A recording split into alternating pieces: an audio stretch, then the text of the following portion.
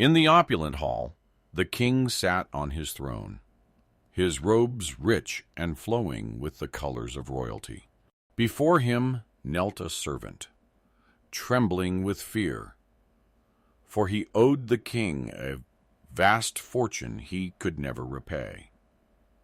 The king, moved by compassion, decided to forgive the servant's enormous debt entirely. I release you from your debt, declared the king, his voice resounding with authority and grace. The servant bowed low, his heart swelling with relief and gratitude.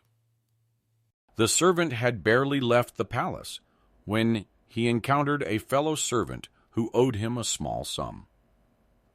The market was alive with noise and chatter, but he focused solely on his debtor.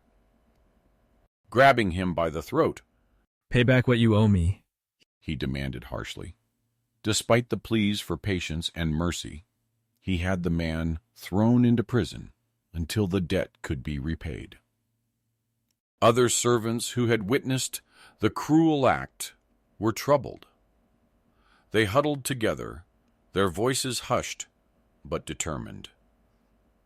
"We must tell the king what has happened," one whispered, their eyes glinting with a sense of justice. They hurried back to the palace, their footsteps echoing in the narrow streets as they resolved to report the unforgiving servant's actions. The king listened intently to the report from his servants, his face growing stern. "Bring that servant back to me," he commanded, his voice a mix of disappointment and righteous anger. The unforgiving servant was brought before the king once more, his demeanor now one of fear and apprehension. "You wicked servant," the king thundered. "I forgave you all that debt because you pleaded with me. Should you not also have had compassion on your fellow servant?" The servant was handed over to the jailers, his fate now sealed by his own lack of mercy.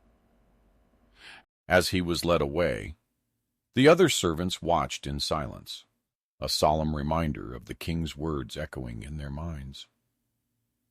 "This is how my heavenly Father will treat each of you unless you forgive your brother or sister from your heart," the king had warned.